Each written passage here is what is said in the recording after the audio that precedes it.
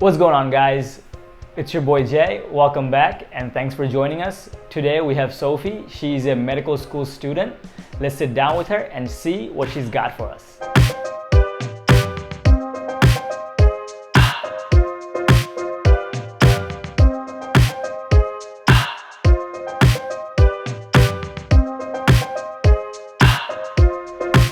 What's going on, guys? Please join me in welcoming Sophie here. How you doing? Good. How are you? I'm good. So why don't we start with a little bit of background? I know you've been all over the world.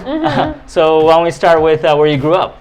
Okay. So I grew up in Pittsburgh. I've been there since I was 6 years old. I grew up in the city at first. So I grew up in an area called Squirrel Hill in Pittsburgh. And then once high school was going to start, my dad was like, okay, you're either going to private all-girls school or you're going to a better public high school than the one in the city. So we had to move out to the suburbs, which was nice. It was a really good high school, so it gave me good opportunities in that way. And then I had a little brother in high school. So he's my only sibling as well. He's now 9. But because of him, I wanted to stay in Pittsburgh for college. Okay. So I decided not to leave. I stayed at home. I commuted to University of Pittsburgh is where I went. Okay. And then once I got into med school, I moved to Philly. Okay. So you're a special guest here with, you haven't started working yet, or have you started working yet? I have not started working. I've had jobs in my life through college, but I've not formally had a career. Got you. So I want to kind of talk about the process of, first, let's talk about why med school, because I tried it and I hated all the science courses. So why did you choose this field? Okay. So for me, science was something I always liked and I knew that I was good at ever since I was a little girl. So it was always the science and math classes that I did best in. I always did the worst in my English classes, the worst in my history classes. I was also good at art. So it was science, math, and then art. And for me, in high school, in my AP Bio class, we had this opportunity, which I had never heard of before either, where my AP Bio teacher was like, I know a cardiothoracic surgeon in one of the hospitals in Pittsburgh, and he's going to let 10 students come to watch open heart surgery. And that was an incredible opportunity. We got to see the chest cracked open. Wow. Yeah, that was insane. Super cool to watch. And after that, I knew that in some way I wanted to be in medicine. I didn't quite know what way.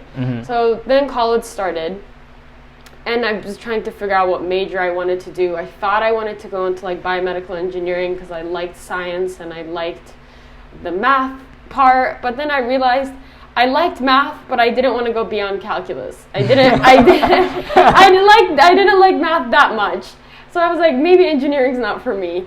And then from there, I found neuroscience, which I thought was fascinating. So it was the brain, and it was all the science that's involved in it. And neuroscience is not so much like neurology; it's more the biochemistry and the micro aspect of neuro. Okay. So I liked that; it was interesting, but I needed something that also was towards my artsy side.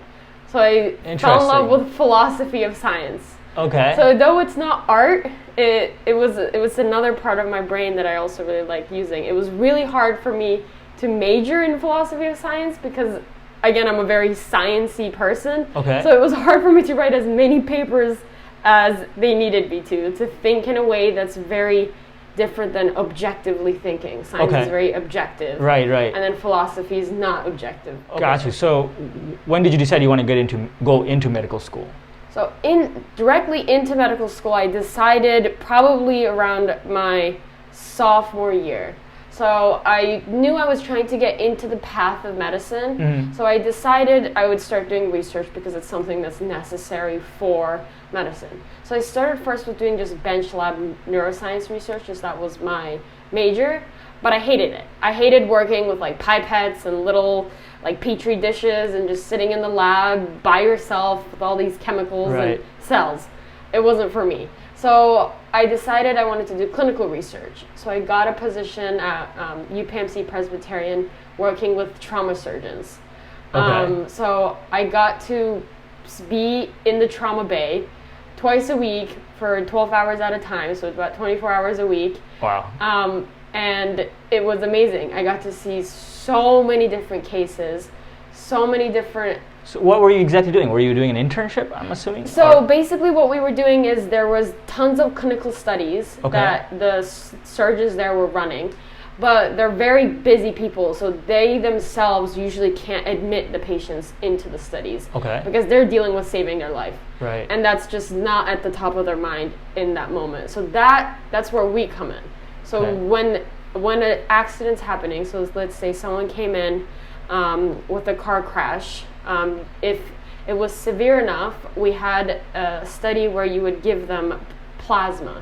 So it was seeing whether or not giving someone plasma would maybe decrease the likelihood that they would hemorrhage and die in their stay in the hospital. Okay. So when they came in, if they met our criteria, which we as the students would see if they met it, we would collect their blood, see if they met certain lab criteria as well, and then we would admit them automatically.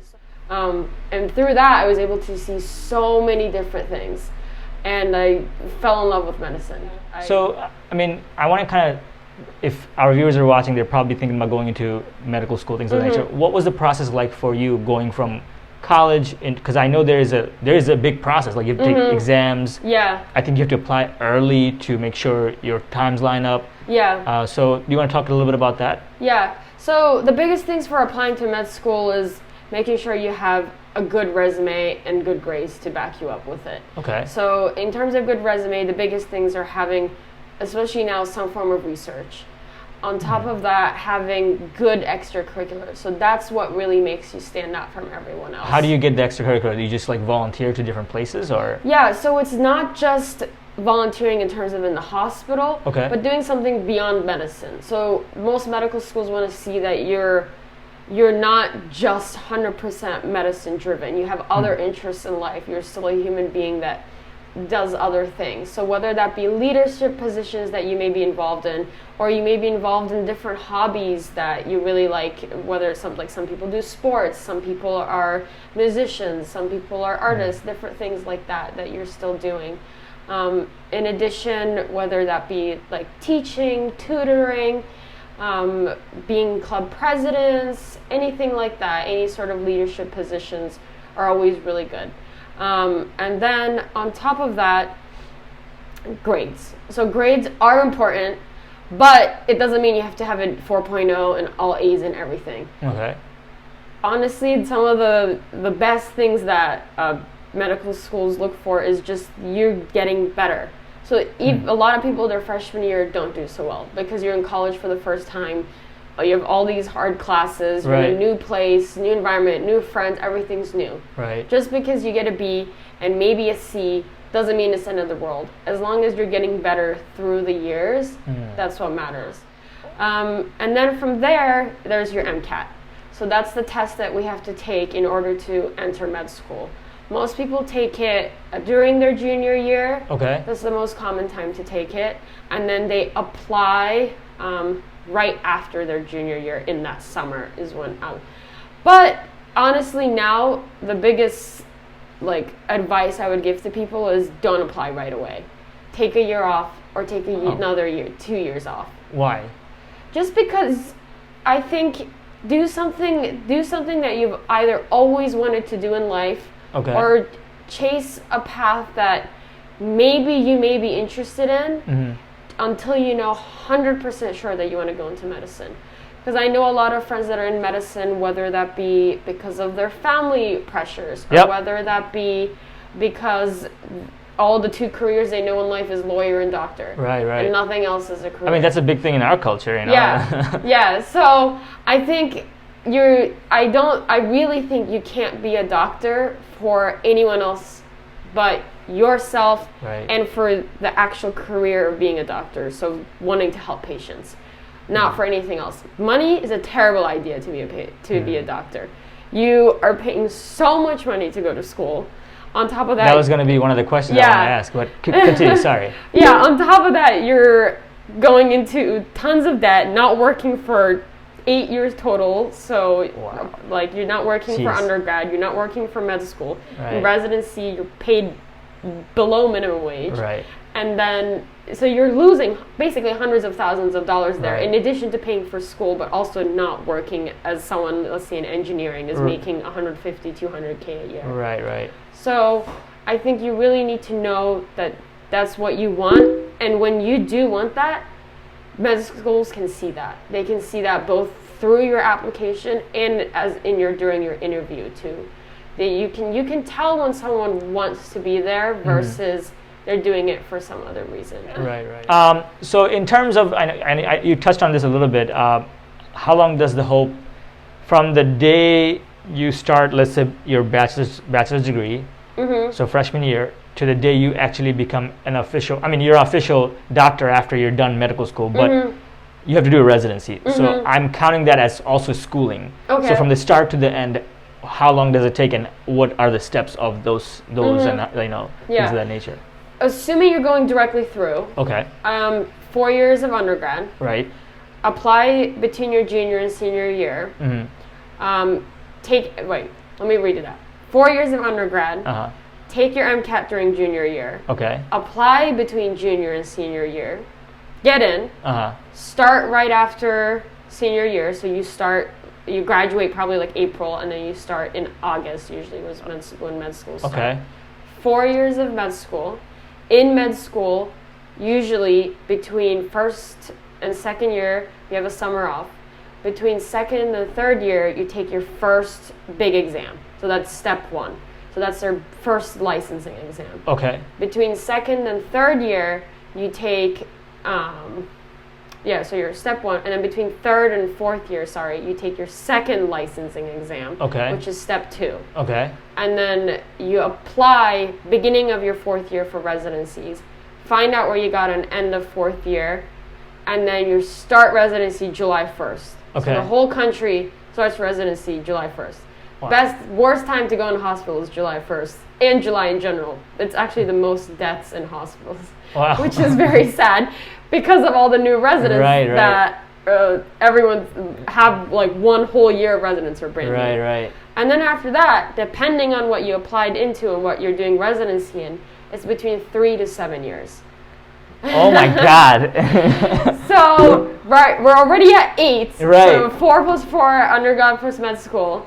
And then at least 3. At least 3. Right. Up to 7 years. Let's talk about your experience in medical school. How, people are traumatized, for lack of better words. How is the experience for you specifically? So, medical school is definitely like drinking from a fire hydrant. I've heard that saying before I went into med school. Wow. And it's definitely like that. I didn't honestly expect it to be as hard as I thought it would be. During my senior year, I remember I had my idea of med school was, I'm already taking like 6 classes in undergrad that are like all these intense neuro classes, like neuroanatomy, neuroplasticity, like really like very specific classes. I'm like, how much more could med school be? Right. But the thing with med school is it's not the material, it's the amount of it at once that you have to learn. So for one test, the amount of material that I would need to know is the amount of material I would know for a final exam, probably in undergrad. Maybe more. And that's one test. That's like one test a month, And med school's hard. It is hard. There's no way around it. I think there's maybe a very, very select few of people that can say it's easy. And Does it get easier throughout time? Or? Yes. Okay. It does get easier because you learn how to study. Okay. And the way you studied in undergrad is not how you study in med school. And almost first 2 years, you're just basically regurgitating stuff. And reading the books, taking tests, reading the books, taking tests. Third year, you're doing that, plus being a good student. Right. And people are actually looking at you, seeing how are they interacting with patients? How are their mannerisms? Are they kind to the people around them? Okay. Are they respectful around the people around them? Really, it's a very weird situation for someone to be evaluating you on who you are. Right. So do you have classes now, or how does that? No. So third year, there's no formal classes, whether Okay. that be an online form or in-person form of a class. You are working in that whatever specialty Right. you have for that month, and you're taking a test on that specialty. Now, is there somebody there coaching you, teaching you, or something? Because you're just kind of going into this and then taking a test. No. Nope. Okay. Yeah, nobody's coaching you. Maybe the students above you Oh in my terms God. of the year above you. So how do you know what to study? We have this thing called UWorld, which is our like holy grail of questions. Okay. It costs us $600 a year, and that's like our like holy grail, both in terms of our big exams of the like step 1, step 2, step 3, and in terms of your shelf exams is what we call them for your third year each specialty exam. And that's the biggest thing. From there, there's hundreds of books on each specialty, and you just try to figure out what worked for other students. Wow. And you use that. Okay, I think I grilled you enough. Was there anything you wanted to add at the last few for our viewers, anything like that? Any advice? I mean, I think my biggest advice would be if you want to do medicine, you really want it, don't let anything hold you back. Don't let anyone hold you back. Don't let your fears hold you back, because though it is hard, it's definitely possible. I tell myself that all the time. There's hundreds of thousands of doctors. Right. None of them are these insanely smart, like incredible people. We just work hard to get to where we are, and most people love what they're doing. And I think working hard and loving what you're doing is really all that you need to get to be a doctor. Gotcha. And if you don't love medicine, I wouldn't go into it. Got it. Okay, that's fair. All right. Well, thank you so much. I really appreciate your time. And if our viewers have questions, they'll put it on the comment section if you don't mind answering it for them. Yeah. Awesome. Will Thank you. do. If you are interested in a specific career path or know someone who'd like to be interviewed, please email us at askalutely@gmail.com. That's basically absolutely without the BS.